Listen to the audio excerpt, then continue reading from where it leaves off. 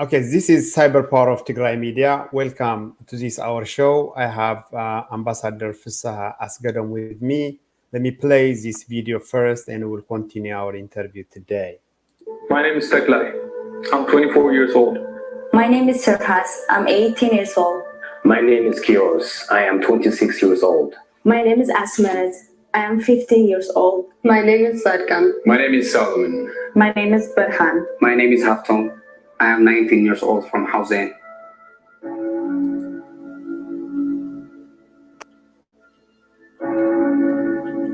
My name is Priest Waldemariam.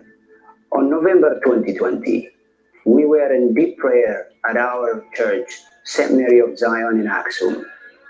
Our prayers had to stop abruptly when we heard screams and gunshots from outside. Then, all the priests decided to go outside and plead with the Eritrean and Amhara forces to stop shooting. For the sake of St. Mary of Zion, we pleaded with them. For the sake of Christ, the Son of God, we pleaded with them. For the sake of the Creator, the Most High God, we pleaded with them, till tears dropped from our eyes. Yet, we could not stop them. They shot us all and said, "Your God is not our God."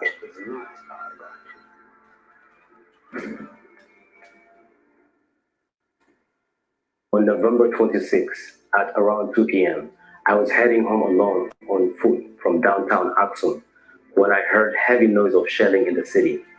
As I was getting close to my house, suddenly I saw Eritrean forces entering the city with their army tanks. They saw me and I saw them. I didn't know what to do. One of them came to me and said, "Where are you going, Wayana? Trying to spy on us?" I said, "No, I'm just going home." He took his gun out and said, "No, you are not," then shot me in the head, not once, but 10 times. When I heard the Eritrean force were in Shire sometime in November, I was very scared. My parents told me not to leave the house, even though I was supposed to meet up with my friends. Next, we heard a knock on our door. My father said to me and my mother, "Stay calm, that must be them. We are not going to open the door." They kept banging on the door and saying, "We know you are there. Open the door now." Then one of them said, "To shoot them and throw a grenade." Exactly, that's what they did. They shot at the door and also threw a grenade at us. None of us survived. When the Eritrean force entered our city, I was playing soccer with my friends. Suddenly, we heard heavy sound of shelling. Right away, we stopped playing and told each other we should go home. When I arrived in my town, I saw dead bodies everywhere. I was terrified because I never seen dead bodies before in my life. I told myself if I should go back to my friends. When I got to my house, my family was gone. I didn't know what to do, and I began to cry. I left my house to look after my family, and suddenly, I saw a big truck with a plate named ER and soldiers on foot. One of them saw me and began to say something. Out of fear, I began to run. As I ran, they shot me in the back multiple times. When the Eritrean force entered Adigrat, they started firing from their army tanks into the city. Everybody was terrified, and those who were walking outside suddenly were gripped with fear and chaos. All of them began to run for their life. I began to run for my life too. Sadly, all of us didn't make it. We were all hit by shells from the tanks. In the beginning of November 2020, there were heavy bombardment and shelling in Maikadra. A friend of mine was stuck when the Ethiopian forces came to Maikadra. I got on my motorcycle and went out to his house to help him. Out of nowhere, a group of Amhara militia named Fano confronted me upon discovering that I'm Tigrayan. They took all my money, motorcycle, and began to beat me up. Then they put a noose on my neck and began to drag me on the road saying, "Finish him." Then and there, I began to plead with God in my heart, "Lord, is this how I'm going to die?" Because the noose was too tight on my neck, I passed out right away. The day was Saturday, November 27th, 2020. After I had lunch with my two kids, I decided to make coffee as usual. We were drinking coffee and chatting. Suddenly, we heard gunshots on the gate. I said to my son, Haftam, go check who's on the gate. Maybe it's Letish, my friend. Haftam got up and went to check the gate. Then, not even a minute, we heard gunshots. My daughter and I shouted, Haftam, Haftam, is that you? His sister then got up quickly to check on her brother as I followed after her. Then I heard my daughter screaming and got shot. There, I see my two sweet angels lying on the ground like slaughtered sheep, soaked in a pool of blood. It's a miracle that I'm standing here to tell you the atrocities that I have witnessed with my own eyes in Aksum, committed by both the Ethiopian and Eritrean forces. It was Sunday, November the 29th. I woke up early morning to go to church to pray. After I finished my prayer, I began to head home on foot. When I arrived on the main street of Aksum, I saw countless people shot to death, covered with blood on the sidewalks. I literally saw several Eritrean soldiers running around and shooting people with no questions or hesitation. Right there and then, I felt life was over. Now was the voice I heard from the Eritrean soldier. It means, come here, in Tigray. He added, you're effing with Yannick? I replied, none. He lifted his gun up toward me. I kept walking as I didn't hear or see anything. Though I felt I was dreaming, I was in a total shock of mind. I escaped Shire on foot from constant artillery strikes and bombardment from the Ethiopian and Eritrean forces. I arrived in Aksum on November 26th, hoping to find a safe haven from all the bombardment, shelling, and killings. I had high hopes Aksum would be safer than Shire, but I was wrong. Aksum was also facing constant army tank shelling attacks. On November 27, 2020, I was hit by shrapnel of shells and tanks fired by the Ethiopian and Eritrean forces. My face was severely injured, my right jaw was gone, and my shoulder was also hit. I was in excruciating pain. I needed emergency help to go to the hospital, but there was no ambulance in Aksum. I was walking aimlessly, searching in the street to get medical help. I ran into a bystander who saw my injury and said he would take me to the referral hospital. We arrived at the hospital, but there were no medics to help me. There were a couple of guys who knew a little about medicine and were able to give me IV fluids since most of the medical equipment and medications were looted by the Eritrean forces. My human dignity was taken away from me. My body was eaten by hyenas. My body was left in pieces on the streets of Aksum for days. After days passed, people recognized what was left of me and gathered my bones to bury me. The Eritrean and Ethiopian force not only killed me, they also killed my parents who raised me, who told me one day I will be a doctor and change the world. The Eritrean force gladly took my life short. Why? My life was taken short. I don't deserve this. I was looking forward to start school after being quarantined for a month from coronavirus. I was also looking forward to play with my friends at school, but I am no longer around. I wonder if all my friends are no longer around too. Our dead bodies remained on the ground for days and no one was allowed to pick our bodies, nor even give us a proper burial. With no one to mourn for us, we have become forgotten. Still our bodies remained on the ground.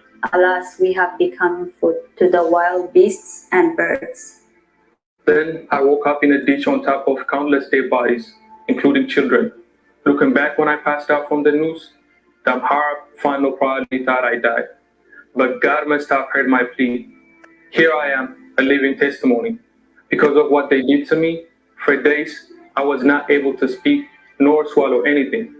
Thank God I was able to communicate my traumatic story in writing.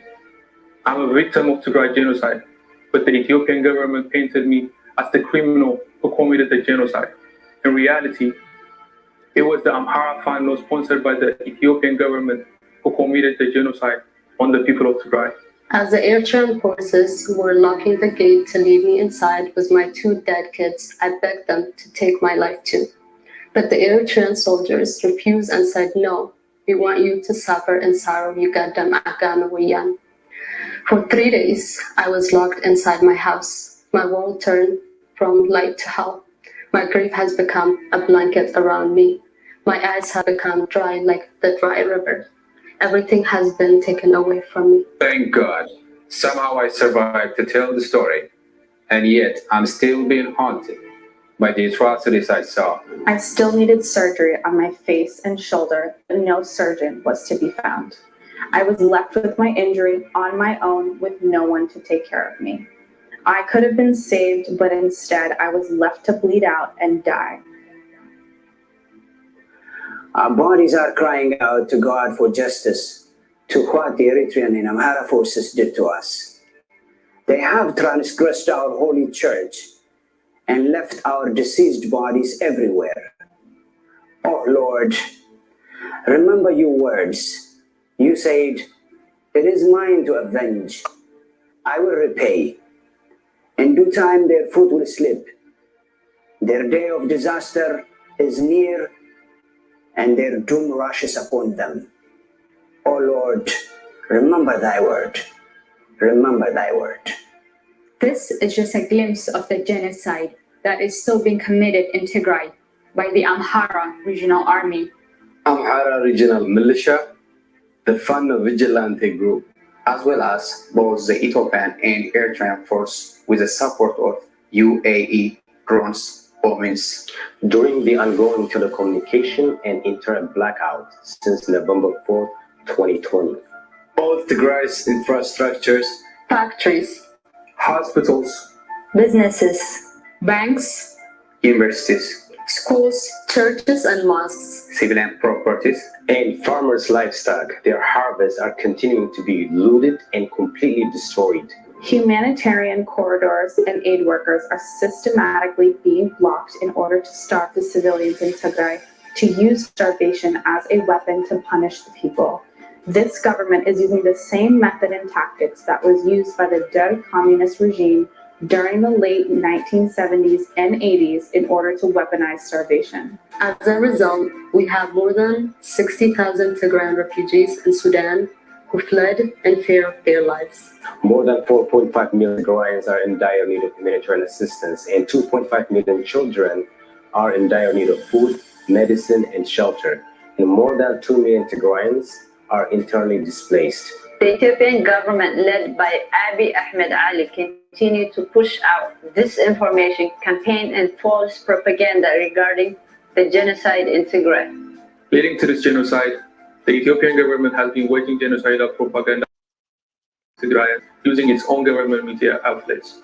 As a result, most of Ethiopians have supported this genocidal war on the people of Tigray. We were wrongly painted as thieves, criminals, daytime hyenas by the unelected Prime Minister Abiy Ahmed Ali.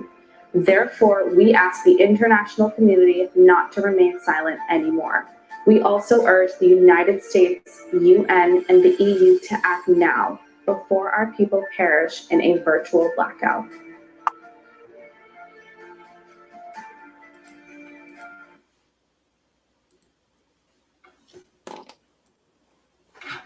Thank you for waiting and listening. That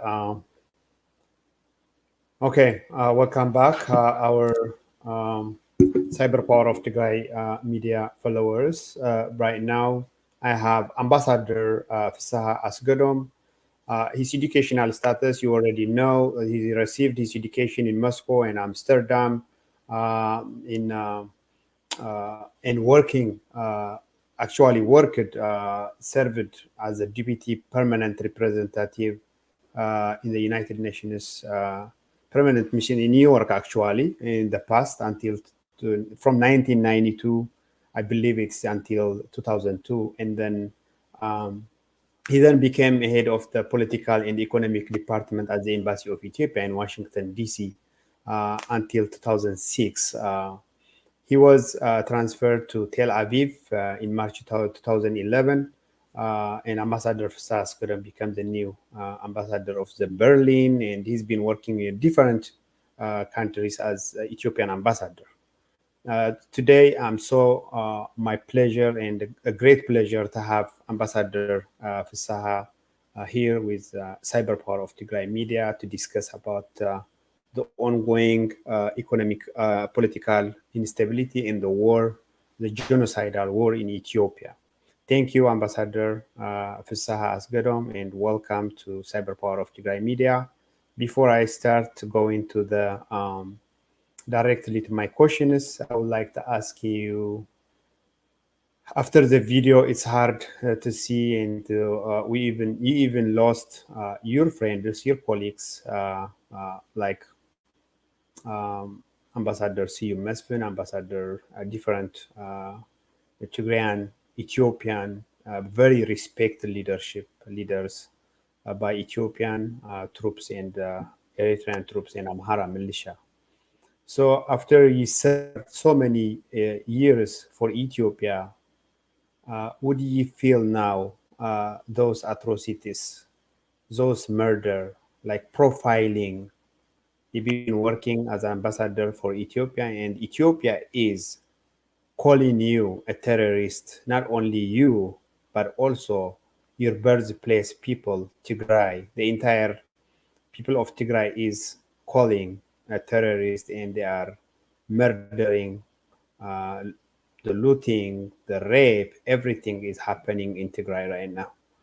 I know you feel very bad, but I would like to hear from you uh, about this before we start going to talk about the humanitarian siege in on Tigray. Thank you so much, Ambassador. Thank you, friend. Thank you for inviting me, and I want to congratulate you on the work Cyber Power is doing, both informing our community, but beyond our community, those who do not know Tigrinya and Amharic, trying to reach out to the international community, and that is in fact what is most needed right now. How do I feel about what's going on in Ethiopia? As a Tigrayan, I feel like anybody else. I feel betrayed by this country. Tigrayans, as you know, in the Ethiopian history, we did the lion's share of protecting the country from day one.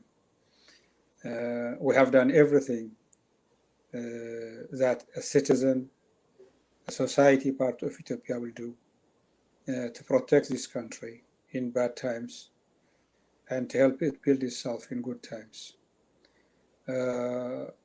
Personally, for the first time in my life, I feel I've been betrayed by the country that I served, and even more closely by fellow Ethiopians who for many years have worked with us, and now we find out they are less human beings. They have this hatred toward the Tigrayans that you can never imagine any wildest dreams. We used to give it political meaning. People are biased, but I work with non-Tigrayans more closely and talk about Tigrayans along political lines. And I thought many other Ethiopians were much more closer to me because of the ideology and the political affiliation that they have than Tigrayans that do not work with me, that don't share my political view. Therefore, it is sad, as you said, all my life I served Ethiopia as Ethiopia. I represented Ethiopia in many international fora. I served in 5 embassies. Never thought I was less Ethiopian than all others who are not Tigrayans. But you know, there is a time in your life when you say, once this is out on the air, we will take it as a challenge and prevail, overcome. Other than that, colleagues that you mentioned earlier, people that should have been respected, honored by their country for the service they give, they were cold-bloodedly assassinated by thugs like Abiy and Isaias. But this is what we have to pay when you have when you are a principal, when you have history, when you belong to a society, to people like Tigray, who will never succumb or kneel down to these dictators. So it is part of our history. We'll pass this history, and we'll go to generations saying we stood against these evils and we won. And definitely, I can assure you, will prevail. Great, thank you so much. You felt betrayed, and I also felt betrayed because I have served Ethiopia in several places and several duties. I have gave my life to Ethiopia, but it's not my time to talk about what happened to me and what happened to Ethiopia and to Ethiopians. We're talking about you and Ethiopia right now. So there's a lot of Tigrayans that they feel betrayed by Ethiopian government at this time. And thank you so much for your explanation about that. So, Your Excellency, before I start my interview, for giving me that clear feeling of what you think about Ethiopia and what you hope about prevailing Ethiopia is great.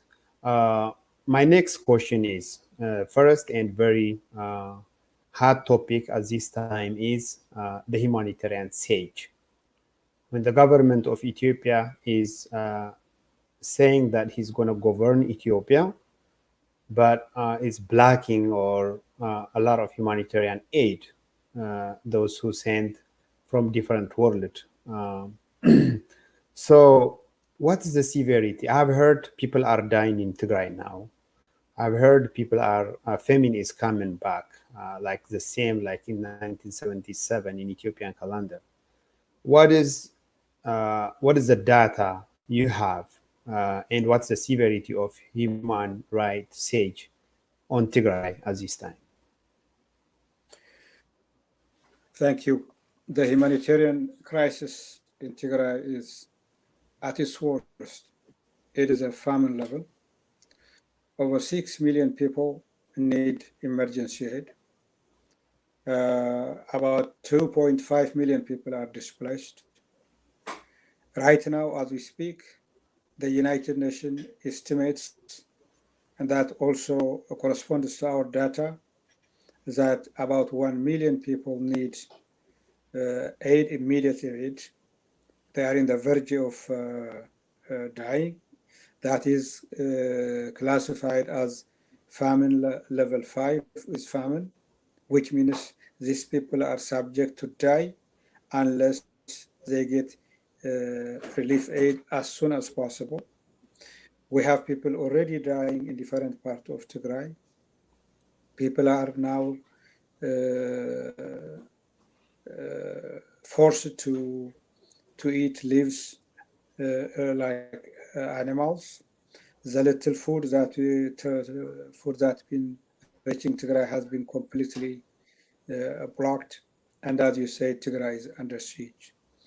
This famine situation is different from other famine because this is really a man-made famine. It was not because the rain failed.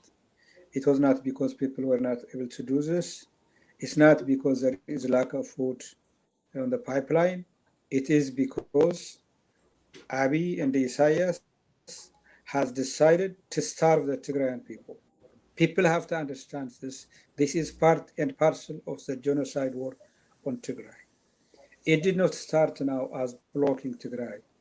First, they looted every production in Tigray. They took all the farm equipment. They took all the grains from individual farmers, Of course, they took all the factories and what have you. They destroyed the rest. They burned them down. They killed farm animals. They slaughtered them, and they took them across to the Amhara and Eritrea across the board. That is when people start losing their livelihood. When the invading forces of Abiy, Amhara, and Eritrea were forced out, ejected from most of Tigray, then they implemented the next step. That is to completely put Tigray under siege, to deny humanitarian aid coming from outside, to deny it light, power, telephone, and the internet. Put it in the dark. We have been in the dark for the last 3 months. And therefore, this is part and parcel of the genocide. It is known in history that either you kill people by bullets or you kill them by denying food and medicine. And therefore, this is something that we saw it coming. We have been informing the international community, the United Nations Humanitarian Agency, OCHA, has been calling for the international community to act. Abiy have said, let them starve. Therefore, the situation is there. As you know, we are now working with the international community, and I think we'll address it later. It is part of what the Biden administration is also putting on its executive order. 100 trucks are supposed to arrive in Tigray every single day with food and medicine. 100 trucks. So far, we have an average of, I think, 1% arriving in Tigray until about 20 days back. As we speak, there is no single truck going to Tigray. There is no single truck with food or medicine or with fuel that is going to Tigray. And thus, we have people dying on the ground. And therefore, the international community is aware of this. No international organization or government could not say they have not heard or seen this. It is already out on the international media, and therefore we urge the international community to have a humanitarian operation, to reject Abiy's control of these roads, and like it did in other countries, to have a humanitarian corridor. There is no need of Abiy's agreement. He will not give us that consent. Therefore, to reject his control of this roads from Djibouti to Tigray, to have another corridor, to have an air bridge, and save our people. And this is the number one thing that we are doing right now with our community. We have to go to every door, every embassy, every government, every agency, and make sure we do our best to save human lives. Great. Thank you so much. So it's the war on Tigray has been going on since November 4 in 2020, despite the official declaration of the war is over by Prime Minister Abiy Ahmed Ali of Ethiopia. In late November 2020, Prime Minister Abiy Ahmed has been misleading actually the world. And also he has his own, the Human Rights Commission in Ethiopia, they've been reported that contradicted with the world report, even the CNN report, even the Maikadra massacre has been take place in Maikadra by Amhara militia and Ethiopian troops, but they've been misleading a lot. So is there any, are talking about the humanitarian crisis on Tigray, is there any special humanitarian commission that we need to establish independent on Tigray so they can communicate directly with the world directly, like to give a clear image to the world. Uh, I will discuss after that about the Biden sanction, but I just want to make sure about the humanitarian commission in Tigray. Is there any established already, or are they working, or maybe they may have some issues because of electricity, because of internet, because of different places. But do we have like human rights commission in Tigray, or are we thinking to establish one so that we can have independent humanitarian uh, commission in Tigray? Thank you so much. Thank you. As you know, the atrocities committed against the people of Tigray by all these evil forces of Abiy Ahmed, Isaias, the Amhara, and with the support of other countries, machinery has never been recorded in the 21st century. It encompasses every evil that you can think of that could be committed against any people.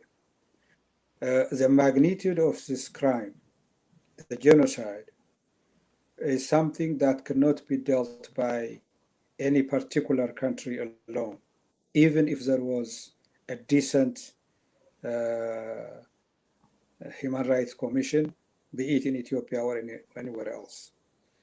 The Ethiopian Human Rights Commission is in fact a commission that should be held accountable, not only for not doing its job, but as you indicated earlier, by undermining, disregarding, and being part and parcel of these perpetrators. It is to be accountable because it has supported the criminals. It has stood by the side of Abiy Ahmed in Maikadra. It has disregarded all these reports by international human rights organizations and media when it comes to the crimes committed in Tigray. From day one, the government of Tigray have said, we will not accept this so-called Ethiopian Human Rights Commission. It is just part and parcel of the government's machinery. It is almost accepting any ministry to come to investigate Abiy Ahmed. Therefore, the United Nations knows about this. We said that whatever the international community comes out with a joint investigation with the Ethiopian Human Rights Commission is not acceptable by the victims. And we're talking about the victims of Tigray. Therefore, we are waiting when the time comes, and part and parcel of this, either through negotiation or through the military finalization of this war, there will be an independent investigation in Tigray on all the crimes committed against the people of Tigray. Now, right now, if the United Nations is willing to do that, we have enough structure in Tigray to provide the information, the evidence that is needed. There is regional justice offices, there are the victims themselves, there are the health professionals, and data is being documented and compiled. Even if we had a humanitarian commission in Tigray, all it does is compile this and give it to the international investigative team, either the United Nations or somebody else. Therefore, as of now, there is no human rights commission in Tigray. We would think it will be considered when the time comes. After all, you have to have a full-fledged government to legislate and establish a human rights commission. We didn't have one in the past because we are part and parcel of this Ethiopia, and we felt the human rights commission that is now in Addis, we didn't expect it will only serve one group in Ethiopia. Some are calling it now the Human Rights Commission of Amhara because it only talks about whenever there is an alleged crime against the Amharas, but not the Benshangulis or the Somalis or the Afars northern Tigrayans. Therefore, there is no human rights commission in Tigray per se, but what is needed is to collect the data, not only inside Ethiopia, but our scholars outside Tigray are also compiling this evidence. When the time comes, this all will be available to an international investigation team. And we hope the United Nations will hit this and there will be a full-fledged investigation in the future. Great. As you said, Prime Minister Abiy Ahmed has been misleading the world about the nature and the undertaking of the war on Tigray. At the beginning, I remember he said that the widely televised speech on his parliament, he informed the parliament of Ethiopia that no civilians were killed. I was like, what is he talking about? What do you mean by that? And he said no civilians were killed in the war. But now the world is talking about Tigray genocide and the mass atrocities and that occurred during the war with undisputable evidence. He actually also informed the UN Secretary General, Mr. Antonio Guterres, that there were no Eritrean troops inside Tigray. But finally, they found out the troops were fighting along with Ethiopian defense forces on the war. So he officially admitted to Ethiopian parliament that the Eritrean army is involved in the war and that they won't be removed from Tigray despite the international call for the immediate withdrawal of Eritrea. In fact, the US, European Union, and several UN genocide did confirm the Eritrean government involvement, as well as the massacre and the rape and the looting and the mass atrocity and the mass destructions are committed on day-to-day basis. I think now United States is aware what's going on, and that's why the Joe Biden administration is doing the sanction. What do you think about the sanction now? And what kind of actions or diplomacy work are you doing to extend this kind of sanction to the European Union can involve on sanction to Ethiopia and other all veto powers? Even I know that Russia and India are resisting, but just to convince them, this is just clear thing that the genocide is going on. The Eritrean army is also invading Tigray. Amhara militia are in Tigray, and the humanitarian aid is on siege. All these evidence are clear. So I think that's why the Biden administration is starting to have sanctions. So what do you think about this sanction, and what kind of diplomatic work are you guys doing to extend and to have more sanctions on Ethiopia? Thank you so much. Thank you, friend.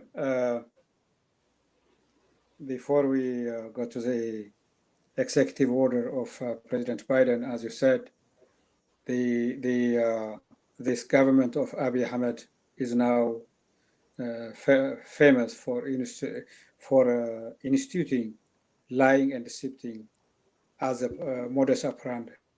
It started with small lies at the early stage of Abiy Ahmed coming to power, and then medium-sized lies, and now we have what they call grand lies. And it has been very infectious. Every minister, ambassador shares this as if it is something from the Bible, and preachers are talking about it. It is really mind-boggling that especially his followers, and sometimes they look like believers, they consider him like a spiritual leader, that they don't ask him what he just said a month ago and when he's saying the opposite of today. But we shouldn't be surprised. You know, Mengistu Haile Mariam, at one time when he was being interviewed, said when he was accused of completely killing a generation, he said, I never killed even a fly, not a single fly, not only human being. So these are dictators.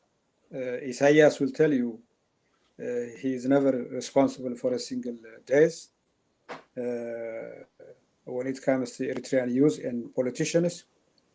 But what they are doing, these are evil people, and we shouldn't spend our time why they see this. This is what they are good at lying. Now, to the question you raised, the US government has been talking about this kind of action for quite some time. There have been messages going back and forth with Abiy. The President Biden sent his friend, Senator Kunz, as interlocutor to talk to Abiy to others. Then they assigned Jeffrey Feltman as a special envoy to Horn of Africa to deal with this issue. And of course, their diplomats has been talking to the government of Addis Ababa back and forth. They have been aware of what has been happening in Tigray. Not only that, there is now a complete study of what has happened in Tigray for the Secretary of State to classify it as genocide or not. We hear they are putting hold of it for political reasons because they think if one way or the other, it will affect one party or the other. Therefore, this is not something new. It has been on the making. This time around,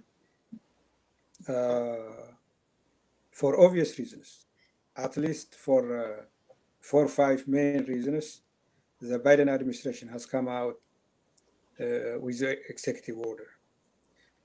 The main reason being that the Addis has a policy to use starvation as a weapon.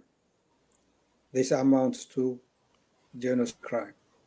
And as we discussed earlier, it started when the Eritreans and the Ethiopian forces, the Amhara militias and Fano start destroying the whole subsistence of the Tigrayan population.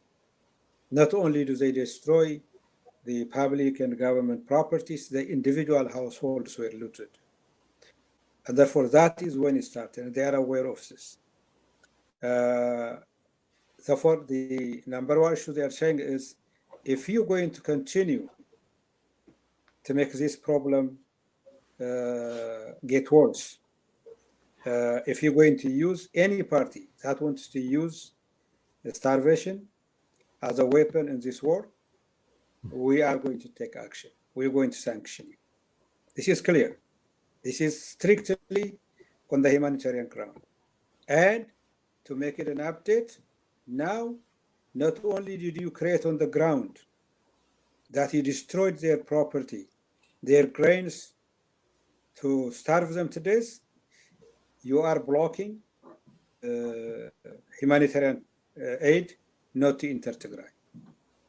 Therefore, one aspect of this is simply it is unacceptable in the 21st century that people should starve to death because the so-called their government decided that they deserve this. So the US government have said, not on our watch.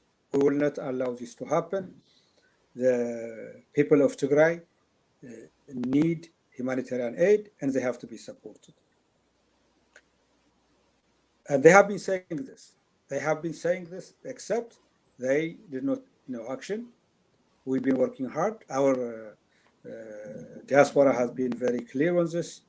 Whatever you do, You could not save us from the war mission of Abiy and Isaias. We are doing it on ourselves, but this is not something we cannot do without the help of the international community. There is no way we could assist our people unless the siege is lifted. The second question that is now they're raising is, it has been there consistently, that the Eritreans has no business in Ethiopia. They have to withdraw from Tigray. Now from the other parts of Ethiopia, they are in Gondar, they are in Wollo, they are in the security and the military apparatus. The Eritreans have to go back where they come from. This is consistent with the United States and the rest of the world. The third is, well, Ethiopia has been the stable country in the Horn of Africa. It was an example of stability and peace within itself and with others. So much so, it contributed to peacekeeping in many countries, including in our own neighborhood. This is the national interest of the US government. Al-Shabaab is on the corner, and therefore they are concerned that if this war continues, it will be not limited to Ethiopia, but also it will engulf neighbors, which is already an international war. Eritrea is in there. The Somalis are involved in sending their troops to invade Tigray. Sudan and Ethiopia are at each other's throat for one claiming the other is invading them. And therefore, it is already a regional situation. Last but not least, the United States feels its national interest is at stake because of this. If there is no stability in the Horn of Africa, there is all kind of extremism, terrorism, and if Ethiopia disintegrates and anarchy prevails in the Horn of Africa, that is also affects the United States and the rest of the world. There is now also a remnants of the Cold War. Ethiopia wants to be an example of playing one power against the other between the United States. Abiy was supported by Trump administration. Now he's looking forward to China and Russia, and the Americans are saying this could only polarize Ethiopia within itself and its neighbors, and therefore we have to act. Something has to be done. And what are they asking us to do? They're saying, first of all, what I told you earlier, those that need help, humanitarian help, have to access, unblocked access, unfettered access, that they should be supported. And anyone who is hindering this, who is tackless on this, we will take action on them. The other thing is, war is not the solution for what Ethiopia is facing right now. It has a political problem behind it, and all those warring parties should come to an agreed ceasefire. We have to agree to stop the war, to stop the fighting.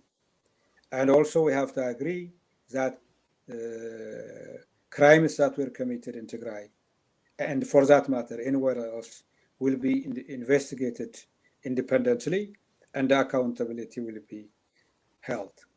We have to agree beyond stopping the war, there has to be a dialogue at the national level to see how we can come to our senses and where we go from here. How do we respect the rights and privileges of all citizens?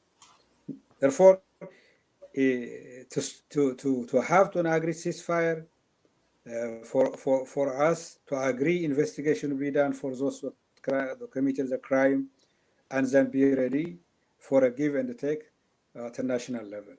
They are not asking any more, any less. This is simply, and if you in the next few days you tell us you are ready to do this.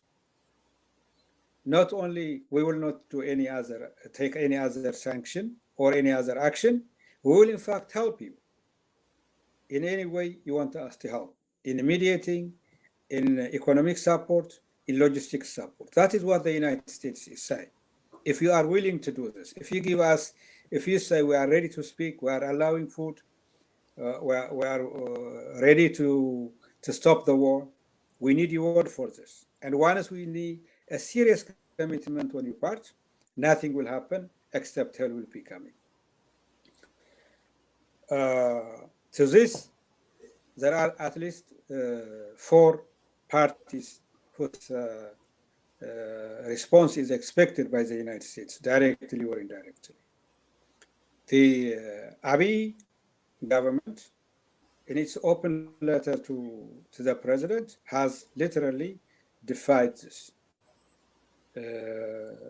His defense is, how could you equate us with the TPLF?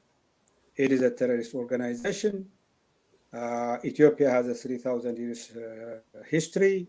You cannot pressure us. Our flag stands for freedom. What else? There is nothing new there. This is what we. It is a mantra, a slogan that Ethiopian leaders use it when they could not find a real solution. In effect, we believe Abiy has rejected the call. And as we discussed earlier, why?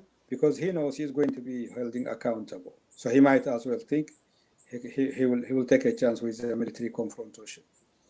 By the way, Abiy cannot decide by himself. We have always to remember the real decision makers is Isaias. And Isaias has come out clearly say, not only we do not accept, you can do whatever you want to do. Americans can do whatever they want to do. We are used to sanctions. Eritrea has literally did. What else can you do to us? In fact, we are ready to fight against the TPLF at any time on our choosing. And he even say the rainy season is over now, and the TPLF will be completely destroyed in a short period of time. This is what is coming from Addis and Asmara. Of course, the Amhara elite, once their job is done, these 2 dictators are speaking on their behalf. They have not responded so far publicly. After all, that's the same message. As far as the government of Tigray is concerned, we have accepted this call. Not only now, even when the invading forces were in Tigray, we have put a call for peace resolution with what we thought was appropriate conditions at that time. We have revised them, and if there is one day that can save human lives, we are ready to negotiate. We are ready for a peaceful solution. Especially, we are ready for humanitarian aid to be delivered to Tigray. And to those areas that are now under the TDF, with all the lies and fabrications that there is famine in Warlo or Gondar, despite that, whoever needs help should be accommodated.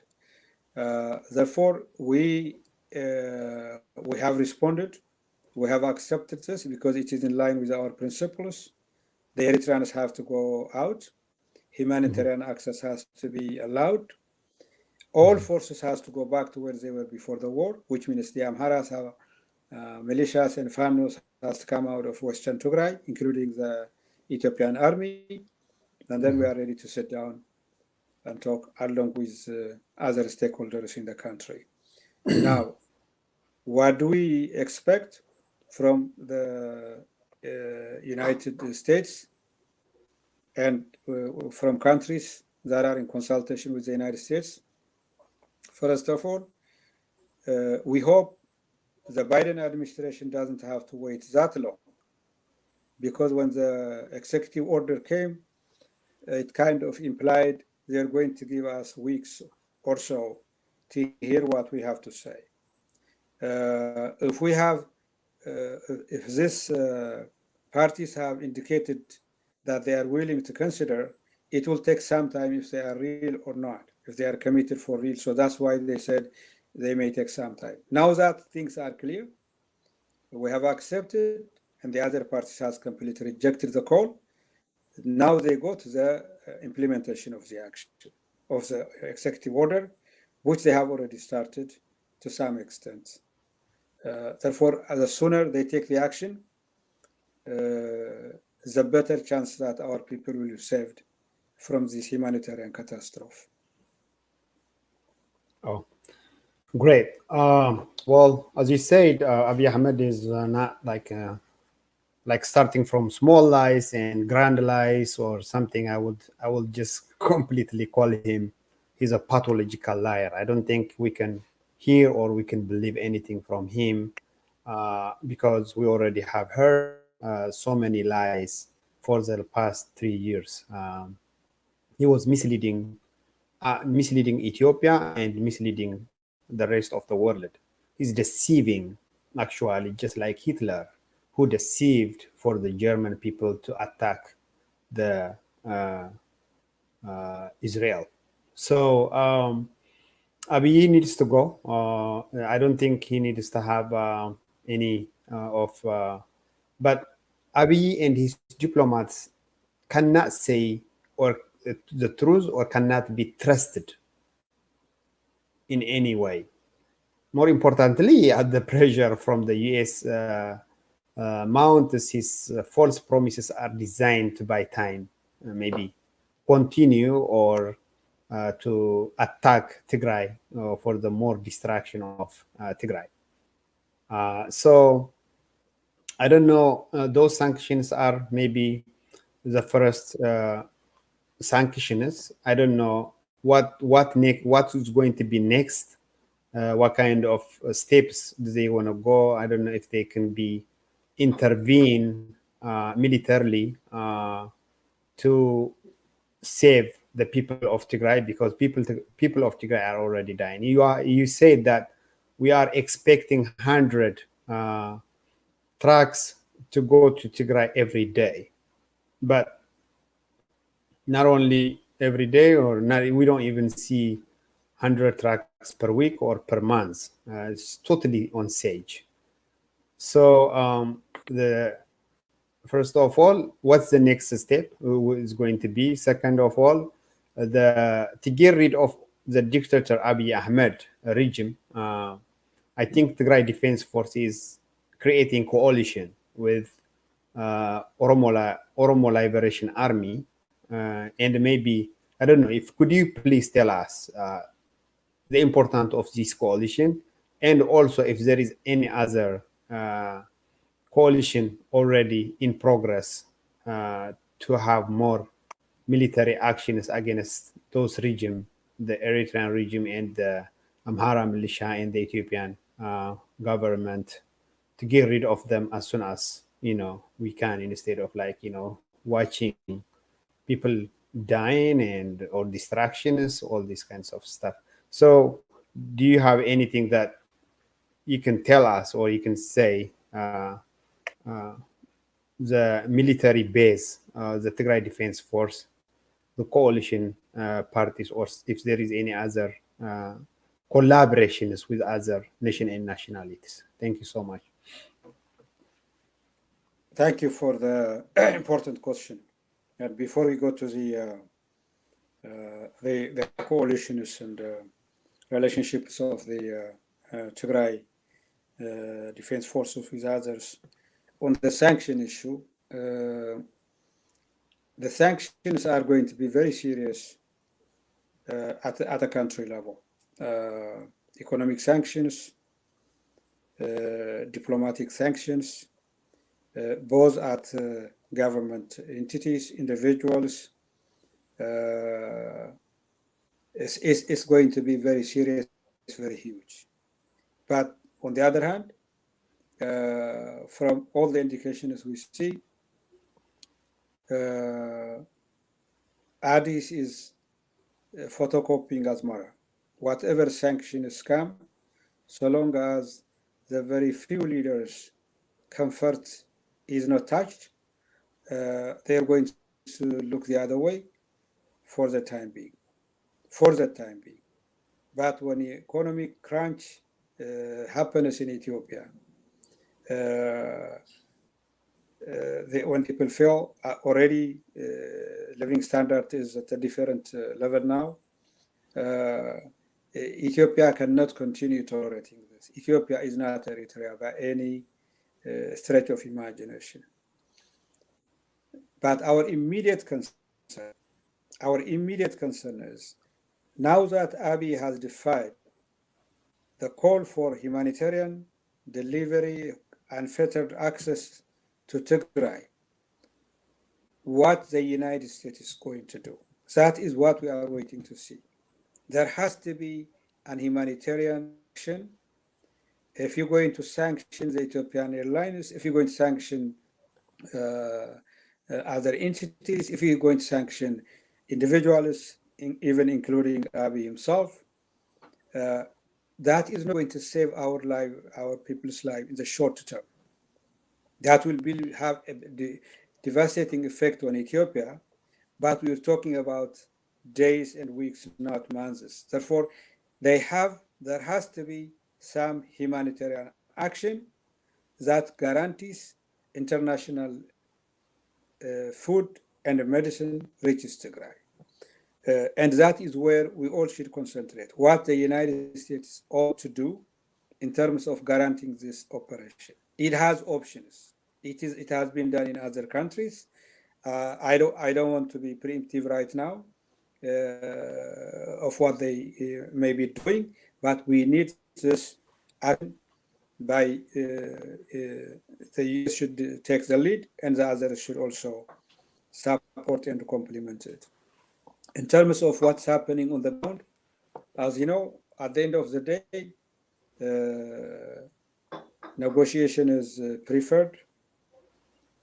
Peaceful settlement is preferred. Even when you have a victor, you still have to sit down on the table and talk politics. The partners may differ, but at the end of the day, it's always political discussion and political decisions that can lead to final solution. In the meantime, the groups in Ethiopia that are fighting against the Abiy administration, the Abiy government, are coming together.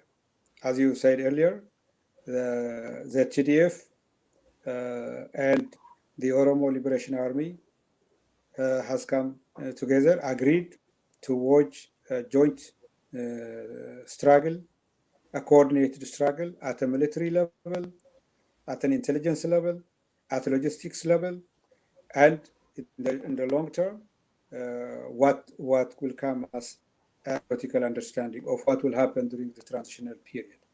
For right now, those are fighting against this criminal in Addis. They have to coordinate to be effective and to get rid of menace at the earliest time possible. Other groups from Afar, Command, have also joined the coalition. They are working, fighting side by side by the TDF. There are also those in Benshangul, even as far as Somali region. There is no organic link because of the geographical distance, but they have declared themselves that they will be fighting against the Prosperity Party and its supporter Eritrea, and they will come on the side of the Tigray army. This is what they are declaring, and we welcome that. Wherever they are, we are waging war against a common enemy. And not too far the future, this will come to some kind of fruition when we get rid of this government. We have working for a grand coalition before the war is over, and it will continue during the transitional period that we have put as a way forward for all stakeholders to have a transitional period and to have a transitional government before we go to other issues of substantial nature. So these are some of the fronts that are working and coordinating with the TDF, and I'm sure others will follow in time. Oh, great. Thank you so much. So after all this, hearing what you have said and what's going on in Tigray, does Tigray needs to be independent at all as a country? Who should we involve for negotiation about the destiny of, to decide about the destiny of Tigray? I mean, I don't know if it's a good time to declare now, if it's a good time to declare some other time, but something has to be done because the Tigray people are already suffered enough, and enough is enough. I know you may have your own understanding, and I may have my own perspectives what we should do, but is there a time that we should talk about Tigray independent sometimes? Thank you so much. Thanks, Ephraim. That's a very important question, and that is what is being discussed on the mind of every Tigrayan. I can safely assume where are we heading from here? As far as I am concerned, for the first time in my adult life, I have never seen Tigrayans from all walks of life here back home, that for the first time they're saying, are we really part and parcel of this country of ours called Ethiopia? Do we deserve this? What do we do to deserve this? They want to get rid of us from this earth. And you cannot give us a class analysis like before. This looks like the great majority of people have been mobilized by this dictator and invited a foreign army, a criminal leader in Asmara, to completely destroy us. So do we really have a real stake in Ethiopia, or should we other options outside Ethiopia? This is a reality. This is what every Tigrayan in every walk of life is saying, at least a minimum.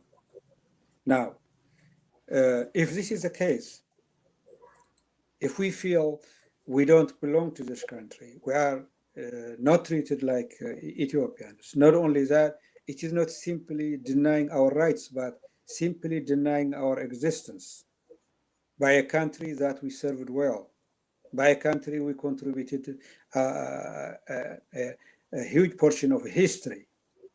Many are saying maybe we ought to see if we can see another option of our own.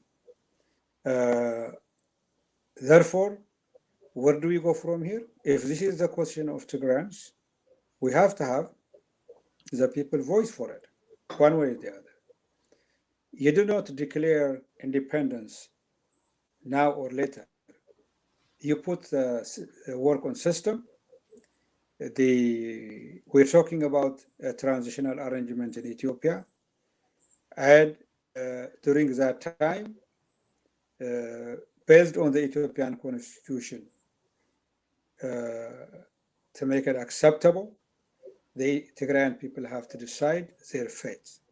We hope to have a referendum. That is what the governing party in Tigray is saying, the TPLF, the government of Tigray is saying, all opposition parties are saying. Some even have gone and say, when the Tigrayan people have a referendum, we would like them to vote for independence.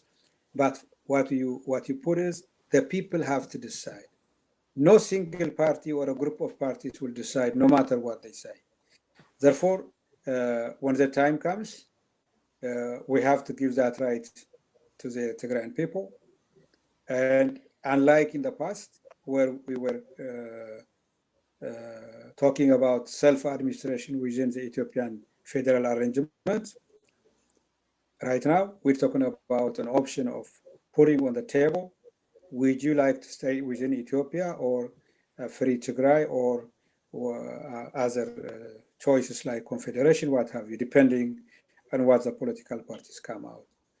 So we all agree this is not something emotional. This is deep in the people's minds. By the way,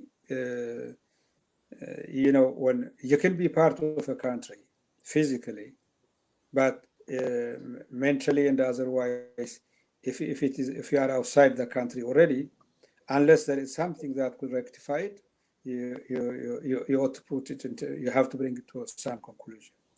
So this is what the Tigrayans are debating right now. And I think I'm not exaggerating if I say the great majority of Tigrayans right now feel they are betrayed, they have been put in the corner. How a government of Ethiopia that claims the government of all people could bring killers from a neighboring country and then give them a free hand to completely destroy us as people, to destroy our history, our thinking, and still continue to speak about it.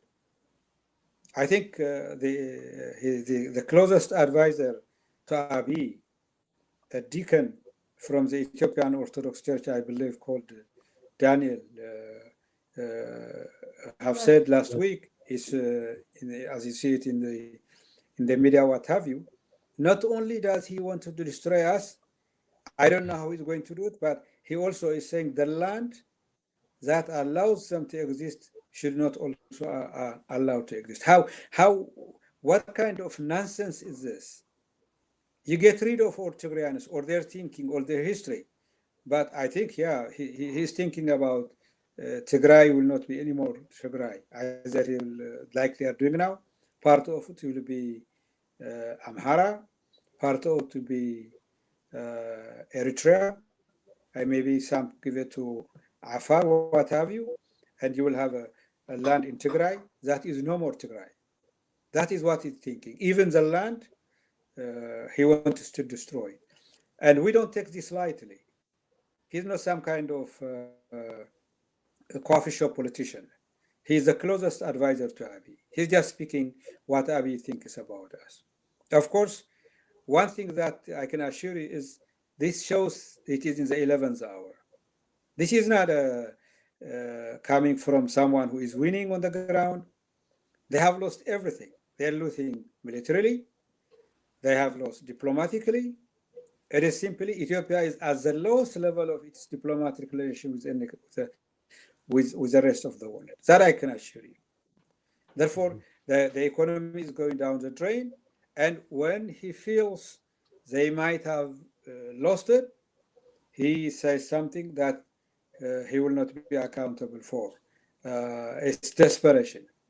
It reminds me of Mengistu Haile Mariam of his last days, when he was saying how Norway could be invaded all its lives. We have been, it used to be, it is known for invading other people. We started from Bademe. We were in North Wallo, and he thinks he was going to reverse us from North Wallo by mobilizing the North Wallo people because they felt they were being invaded by Tigrayans. Therefore, this is what dictators and fascists do, but they have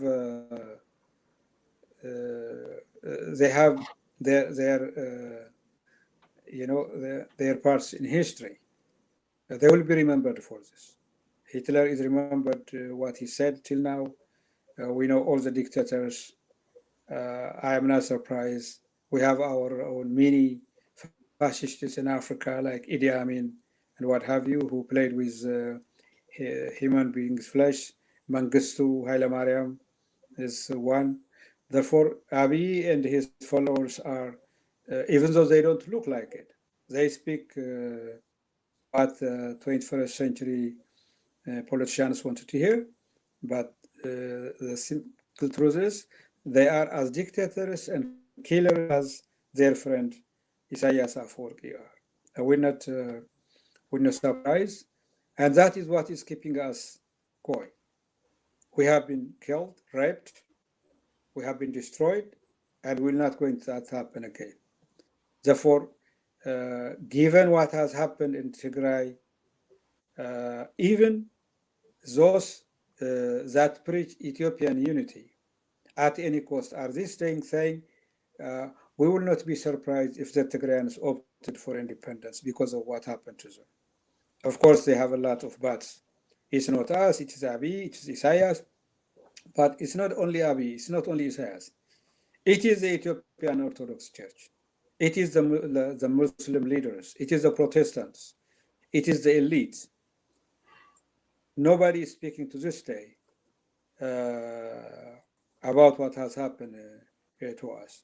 Therefore, if that means we can only guarantee the safety and security of Tigrayans for the rest of their life, for their existence, and if that is the solution is to be a different country, then the Tigrayans will decide. If they see there is another option for this never ever to happen, while we are still in Ethiopia, the Tigray people will decide. What we have to agree upon is we have to have that referendum to be conducted in Tigray for every Tigrayan to be heard. And I will only have one voice at that time, as you know. Therefore, we have to talk about the system and how this will materialize.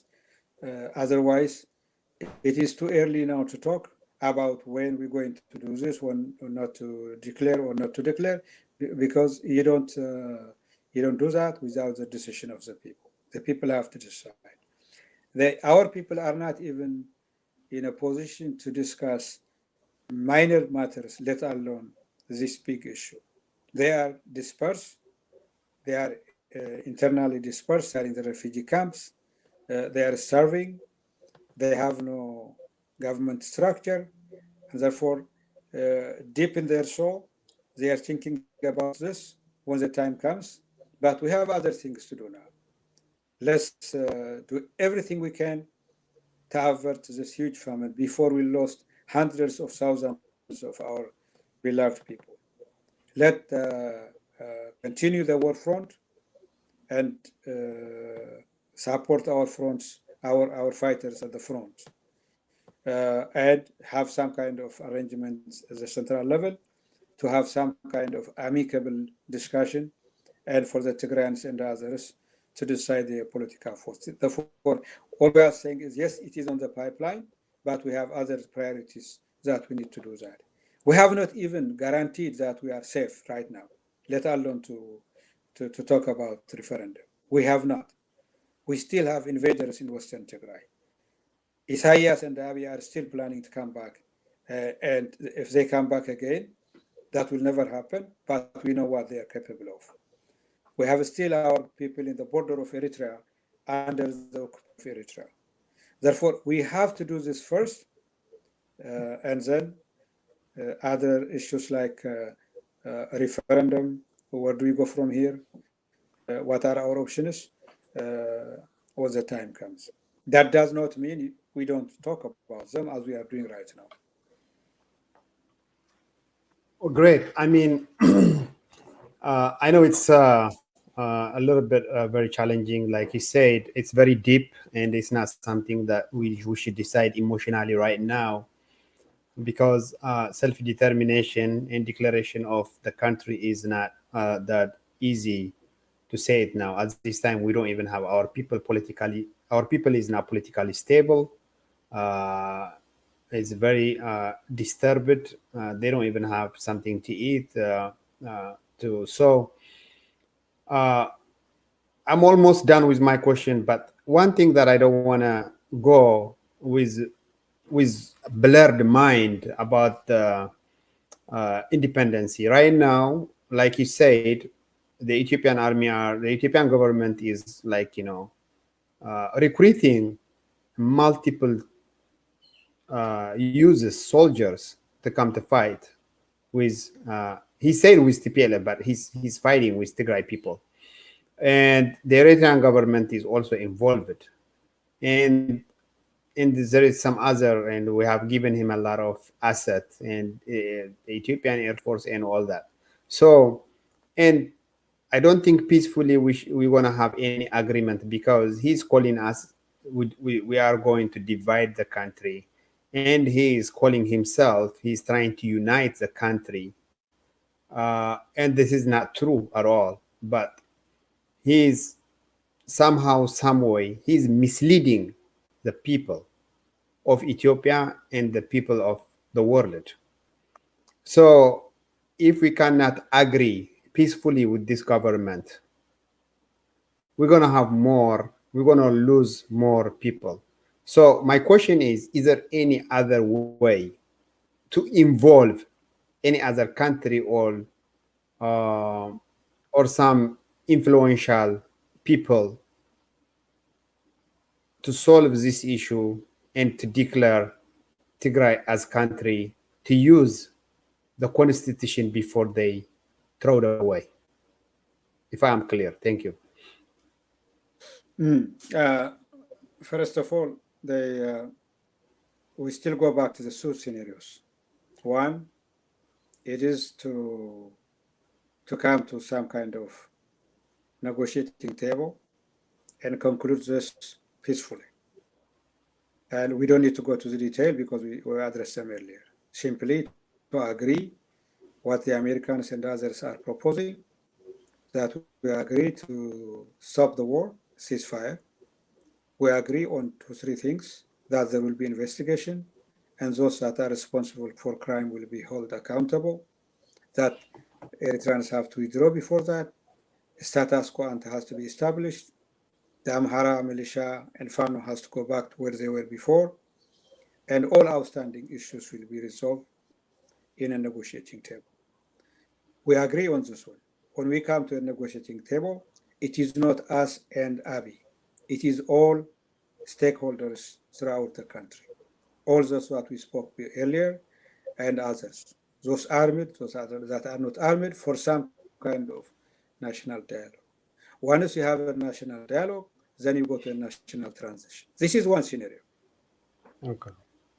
The other is, as you said earlier, he is now amassing forces. He is buying what do you call it, weapons from other countries. He's running right and left to fight it out, and there is no doubt that he will lose. There is no doubt that he will lose. You know, we were in the lowlands of Tembin a couple of months ago, in the international community saying, are you alive or dead? Can you survive? Do you have leaders? What are you talking about sitting with Abiy or negotiating table? We don't even know where you are. This is not too far. This is maybe 3-4 months ago that we have to tell the international community, our diaspora had to say, we are not yet finished. We will survive. Not only will survive, we will prevail. Now we see how far we have gone. For they have no cause, and they will lose the war. Mengistu used to say that it is like infinite number of soldiers could be trained and sent to the war, but Tigray will have always a limited number of people because it is a small population compared to the rest of the country. That I can assure you. This is they have no fighting. They have no chance in fighting. So what happens? We will defeat these elements militarily, but we'll go back the same transitional arrangement, no matter what you do. You understand that we are fighting the war outside Tigray, not because we have any interest in occupying any territory or claiming any territory. It is because we wanted to destroy the armies that could come and attack us in Tigray. Finish. It's black and white. If you don't fight them in Dese, you will be on the border of Tigray and Wollo. You will be attacked day and night. If you don't fight them in Gondar and destroy them, and you keep back home, they will come and destroy you. And this time, you will not even get a second chance, because what they have done in the past, they will only say, we have to do much more worse. Therefore, we have to fight these criminals, and then we still have to have a government in Addis, a transitional government for that matter, and that is where we uphold the constitution. For us Tigrayans, the better option is to use what in the constitution is to exercise our self-determination to the extent of referendum. That is the best option. That is the constitution we are entitled by it. It will be acceptable by the international community. Now, once we say this is a better option, and we are taking scenarios, we cannot speak now as other options, because we will deal with them if this option doesn't work out. Therefore, if you have a transitional arrangement that recognizes this constitution, the constitution could be amended in the future, it could be changed, but for the sake of this transition, our basis is the constitutional arrangement in Ethiopia. And with that, constitution allows not only us, others. By the way, people talk about Tigrayans exercising their rights, they have a referendum, they may secede from Ethiopia. If he gives this, creates this situation, you never know who else could say, I have had it, I will also opt for an independence. Or if they will talk about other arrangements. So even though there is two ways of reaching the same goal, be it through peaceful or through the army, the end result is the same. We will have a transition period. The only thing is, if we win militarily, you have to see how the PP may be accommodated or may not be accommodated. That is one you have to see. When few months before the fall of Turk, we have what we call at that time 7-point peace proposal. One of them was, we were concerned that the last battleground could be Addis Ababa, and the international committee was saying it will be Mogadishu. Ethiopia will disintegrate.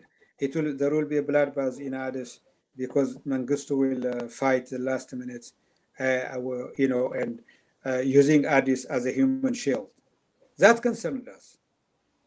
So even if there is the smallest chance of this happening, we are the cameras, and he is the one who's going to leave. They are being defeated. So we do not want to have that mess in Addis Ababa. So we called upon for I think the Ethiopian Workers' Party, the EWP, if it is accepted peacefully, that it could be part of the transition. It was simply to avoid that. The same scenario can happen. If the PP agrees on peaceful settlement, you can those responsible for the created, they will go to jail. They will be in another place, but others could be involved. I'm just talking hypothetically. But if they are militarily defeated, I don't know what's going to happen. We are going far away from what is happening on the ground. But again, to answer the question, no matter which way you do it, the result is the same. You do it by military, you have a transitional arrangement. You do it through peaceful negotiation, you have a transitional arrangement that upholds the constitution. And if for some reason there is an authority that will not accept the constitution, why will you be part of it? Therefore, after all, you are saying, let's have a transitional period based on the constitution, and the constitution accommodates not only Tigrayans, but every member of the federation to exercise its right. Well, great. I am confident, as you are, that Tigray people will prevail. And to end my discussion, what's your message, or do you have any message to convey for Tigray diaspora, Tigray Defense Force, for the European Union, and anything that you wanted to say something, since I have asked you multiple questions, but I might forget some important stuff. So if there is anything that you would like to say, please take the time, and then we can conclude our discussion. Thank you so much. Thank you, Ephraim. I also enjoyed your questions. These are very important questions. Some of them are tough questions that I may not have answered them fully. I hope your listeners and watchers will understand. One can only do according to their capacity. Now, we talked about the international community. We talked about the President Biden's executive order. I think our community has to be congratulated, because this did not come out of no blue. It is here because you work hard on it. You still are working on it. I know we've been very disappointed. We are still disappointed because following the different pronouncements of country after country, the European Union, the United Nations, the Americans, they all say they're seriously concerned. They heard, but they did not do action. That does not mean you're not successful in terms of your diplomatic move. Now it is about to materialize. In diplomacy, that's what you do. You only bring the message, and you don't blame yourself because the other party did not respond. None of these international actors can say, we never heard what was happening in Tigray. You didn't tell us what was happening. Therefore, we have reached a stage where our diaspora has proven to the world that without a single embassy, with a single accredited diplomat, our communities call us ambassadors because we serve Ethiopia as an ambassador. We are not now ambassadors, because for you to be an ambassador, you have to be recognized by a country after the government gives you a piece of paper. We are only using our experiences and working with our community. Otherwise, every diaspora is the ambassador of Tigray. So we have reached here. We are at a critical time because our people have started dying because of starvation. And this is a man-made famine. So what do? We are almost there. I tried to explain earlier of all the things that the US government is going to take action, which is nice. We want them to do that. But we have to make sure they take some concrete action on humanitarian delivery to Tigray. All they have to ask is the sanctioning of different entities, the freezing of assets. All this is good for a government that may listen, but our people don't have time until this materializes. So they have every right to disregard Abiy and say humanitarian corridor from Djibouti to Mekelle should be open. Nothing less, nothing more. If Abiy wants, he can put his people in the border on Djibouti and check the trucks, if they are not carrying guns, what have you, once. And then their next destination will be in Mekelle. They can do this. There is no something that they cannot do this. They can challenge you. They can have airlift. They saved Berlin, Germany after Second World War. They were doing 32 flights every day for 3 months across the ocean because they want to save the people from starving. We don't need 32 flights. If they can allow us 100 trucks a day, complemented by 3 flights a day, they can do that. So we have to concentrate for now. Let's leave the war front to our gallant fighters. Let's leave this negotiation to those that are assigned by the government, and of course, our community should have input on it. But let's serve our life and impress upon them. Whatever you do, Abiy is committed to kill our people. He wants us to surrender. Therefore, there has to be access of humanitarian aid to Tigray. What are you going to do? Because on the sanction list, potential sanction list, it is not clear what they will do. They have said they will not tolerate people dying, but they have so many options. They can accompany this, they can defy, and they are supported by international law. No government has a sovereign right to kill people of starvation. No, not Ethiopia, not any of the countries. Therefore, this is we can talk about all other issues. We're talking about people dying. I don't have to tell our community what's happening. They see it every day, and it's going to get worse. Therefore, we have to go to the halls of power. Someone was saying on the social media that we should continue to go to the US governments. We should continue to the UN. If we have to sleep for nights until they give us response, it is worth it. Every life in Tigray is worth our inconvenience. Again, thank you so much, Ephraim. I also wanted to encourage you to use your program to invite others to speak in English. You can articulate the issues better than I do.